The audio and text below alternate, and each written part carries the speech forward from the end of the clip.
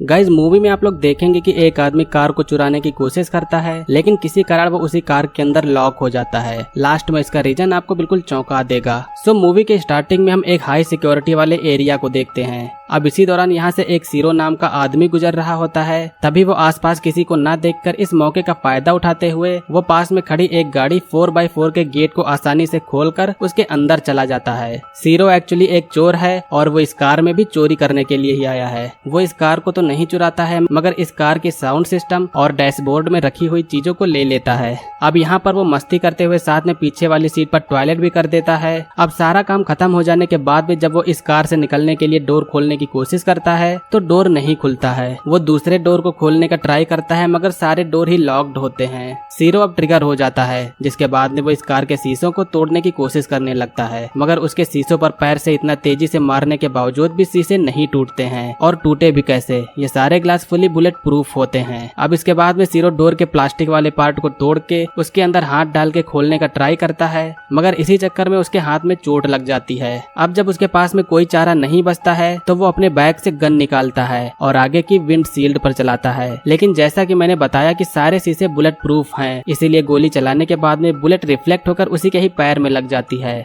जिससे यहाँ पर सीरो की मुसीबत अब और भी बढ़ जाती है। खून को रोकने के लिए वो अपने घाव पर टी शर्ट लपेटता है। अब तभी बाहर एक औरत आती है जो इस कार के शीशे से अपनी लिपस्टिक को ठीक करती है। इससे ये पता चलता है कि कार के सभी शीशे पोलराइज्ड हैं, यानी कि बाहर से अंदर कुछ भी दिखाई नहीं देगा। और इसके बाद में वो औरत यहाँ से चली जाती है। सीरो अब अपने फोन से अपने वाइफ को कॉल करने की कोशिश करता है, लेकिन उसके फोन में बैटरी खत्म हो चुकी थी, जिससे फोन ऑफ हो जाता है। सीरो अब यहाँ पर बेहद ही बुरी तरीके से फंस चुका है। उसके पास में यहाँ पर कुछ खाने के लिए भी नहीं है और पीने के लिए उसके पास में बस थोड़ी सी पेप्सी होती है। खैर अब ये रात तो किसी तरह सीरो निकाल लेता है और अगले दिन जब सीरो जागता है तो उसने जो रेडियो चुराया था उसको कार में वो वापस लगाता है और कार में म्यूजिक बजाकर कुछ रिलैक्स करने की कोशिश करता है। वो साथ में फिर से डोर तोड़ने की कोशिश करता है, लेकिन इसी दौरान उस कार में अब कॉल आती है। सीरो कॉल को उठाता है, जिसके बाद में वो आदमी बताता है कि मेरा नाम डॉक्टर एनरिक फेरारी है, मैं इस एसयूवी का मालिक हूँ। मेरी 28 बार कार चोरी हो चुकी है और इसको मिला के अब 29 हो जाएंगी। मगर सीरो सिर्फ एक ही वर्ड कहता है कि मुझे यहाँ से बाहर निकालो। अब एनरिक इस कार की कुछ खूबियां बताता है। वो बताता है कि ये कार पूरी तरीके से बुलेट प्रूफ है, इसके ग्लास पोलराइज्ड हैं और इसका पूरा कंट्रोल मेरे पास में है। सीरो उसे गाली देते हुए उसे यहाँ से निकालने के लिए कहता है और कहता है कि मुझे बहुत तेज प्यास लगी है, यहाँ पर बहुत ज्यादा गर्मी भी है। जिसके बाद में अब फोन कट हो जाता है और एसी चालू हो जाती है। एसी चल जाने से अब सीरो को कुछ राहत मिलती है, मगर एनरिक ने एसी उसके भले के लिए नहीं बल्कि उसे टॉर्चर करने के लिए चलाई थी। धीरे धीरे करके यहाँ पर ठंड बढ़ती जाती है। सीरो अपनी शर्ट दोबारा पहन लेता है। वो एसी के वेंट्स को अपने जीन्स के कपड़े से बंद करने की कोशिश करता है, मगर अब कार के अंदर बहुत ही ज्यादा ठंड बढ़ गई होती है। कुछ समय बाद में अब फिर से कॉल आता है। सीरो उससे फिर से गाली देके उसे यहाँ से निकालने को कहता है। एनरिक कहता है कि तुम मेरे कुछ सवाल का आंसर दो, जिसके बाद में तुम यहाँ से निकल सकते हो। एनरिक पूछता है कि तुम क्या करोगे जब तुम अपने बेटे को चोरी करते हुए पकड़ोगे। सीरो कहता है कि मैं उसका कान पकड़ूंगा और पुलिस को दे दूंगा,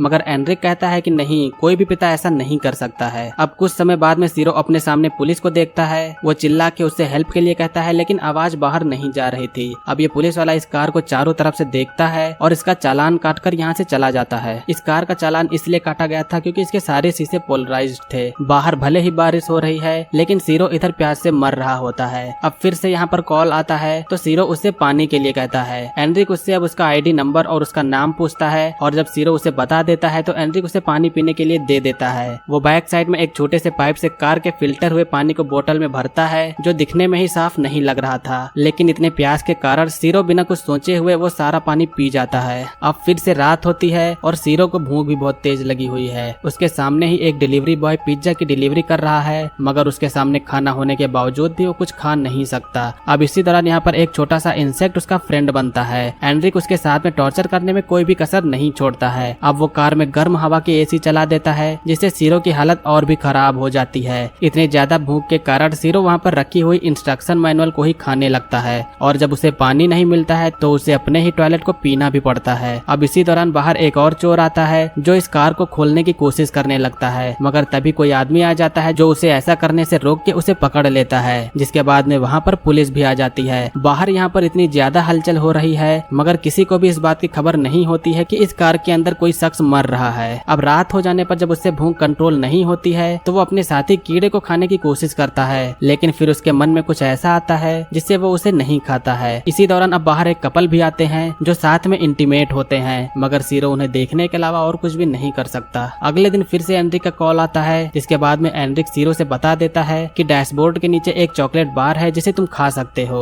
सीरो के चॉकलेट खाने के बाद में अब वो कुछ अच्छा महसूस करता है। सीरो अपने मोबाइल की बैटरी को निकालकर बाहर धूप में रख देता है और बाहर सभी लोगों के रूटीन को देखने लगता है। काफी बार कोशिश करने के बाद में सीरो आखिरकार दरवाजे में छोटा सा छेद कर देता है, मगर ये छेद इतना छोटा होता है जिससे कोई आवाज भी बाहर नहीं जा सकती। अब तभी फिर से एनरिक का कॉल आता है। वो बताता है कि मेरे पास इरीना और लियोनल की न्यूज है। इन दोनों के नाम सुनकर सीरो हैरान होता है, क्योंकि ये दोनों उसके बीवी और बच्चे थे। सीरो उससे पूछता है कि तुम उसके बारे में कैसे जानते हो, जिसके बाद में एनरिक बताता है कि मैंने तुम्हारी फैमिली से बताया है कि तुमने लॉटरी में $1,00,000 जीते, जिसे वो तुम्हें देने के बाद में यहाँ से चला गया। इसे सुनकर सीरो को बहुत ही गुस्सा आती है। अब जब फोन कट हो जाता है तो सीरो ने जो बाहर बैटरी निकाल कर रखी थी उसको फोन में डालता है। फोन में बैटरी डालने पर फोन खुल जाता है और वो जल्दी से इसके बाद में अपनी वाइफ इरिना के पास में कॉल करता है, मगर उसकी वाइफ कॉल पिक नहीं करती है, जिससे सीरो को वॉइस मेल छोड़ना पड़ता है और इसके बाद में बैटरी भी डेड हो जाती है। अब अगले सीन में हम देखते हैं कि सीरो खाली बैठकर बार बार कार के स्टार्ट बटन पर क्लिक कर रहा है, लेकिन कुछ समय बाद में कार स्टार्ट हो जाती है। कार का गियर रिवर्स में अटका हुआ था, जिसके बाद वो तेजी से कार को पीछे की ओर ले जाता है, जिससे अब यहाँ पर कार का एक्सीडेंट हो जाता है और वो कार से बाहर निकलता है। वो सीधा कार से बाहर निकलकर पास के पेट्रोल पंप पर वहाँ के कैफे में जाता है। वो यहाँ पर से पानी की बोतल उठाकर और खाने के लिए बर्गर लेके टेबल पर जाकर खाने लगता है, लेकिन तभी वहाँ का सिक्योरिटी गार्ड आके कहता है कि इसके लिए तुम्हें पे करना होगा, मगर सीरो उसे गोली से मार देता है। लेकिन अब हमें यहाँ पर ये पता चलता है कि सीरो एक सपना देख रहा था। सीरो इस सब से अब पूरी तरीके से ऊब चुका है, इसीलिए वो इससे छुटकारा पाने के लिए सुसाइड का रास्ता चुनता है। वो गन को अपनी ओर करके ट्रिगर दबा देता है, लेकिन किस्मत से उस स्लॉट में बुलेट नहीं थी, जिसके बाद में वो गन को फेंक देता है। अब जब फिर से एनरिक का कॉल आता है तो एनरिक उसके सामने आता है, लेकिन सीरो एनरिक को उसके सामने देखने पर वो कोई भी रिएक्शन नहीं करता है, क्योंकि किसी भी रिएक्शन के लिए अब उसमें ताकत नहीं बची थी। एनरिक अब कार में आकर बैठता है और वो सीरो से कुछ बातचीत करता है। सीरो ने पहले जॉइंट लाने के लिए रिक्वेस्ट किया था, इसीलिए एनरिक जॉइंट भी लाया होता है, मगर अब जब एनरिक फोन पर किसी से बात करने लगता है तो इसी दौरान सीरो उसकी गन उठाकर उस पर चला देता है, जिसके बाद में वो गाड़ी से निकलकर रेंगते हुए यहाँ से भागने की कोशिश करता है। उसके अंदर चिल्लाने की भी पावर नहीं बची थी जिससे वो किसी से हेल्प मांग सके। वो गन चला के इशारा करने की कोशिश करता है, लेकिन एनरिक को गोली छू के निकल गई थी, जिसके बाद में वो सीरो को पकड़ के फिर से कार के अंदर ले जाने लगता है। लेकिन इसी दौरान दूसरी तरफ से एक पुलिस यहाँ पर पेट्रोल करते हुए आती है, जिसके बाद में वो उन्हें देखकर एनरिक को गन नीचे रखकर उसे छोड़ने को कहती है। एनरिक उससे कहता है कि ये हमारे आपस का मामला है। अब देखते ही देखते यहाँ पर काफी सारी पुलिस आ जाती है, कई सारे रिपोर्टर्स और ढेर सारे लोग भी यहाँ पर इकट्ठा हो जाते हैं। अब यहाँ पर काफी बड़ी प्रॉब्लम खड़ी हो चुकी है, क्योंकि एनरिक का जो प्लान था वो फेल हो चुका है, जिसके कारण एनरिक के ऊपर अब खून सवार हो जाता है और इसीलिए एनरिक के साथ में निगोशिएशन करने के लिए यहाँ पर अमेडियो नाम के एक पुलिस ऑफिसर को बुलाया जाता है, जो हाल ही में रिटायर हुआ था।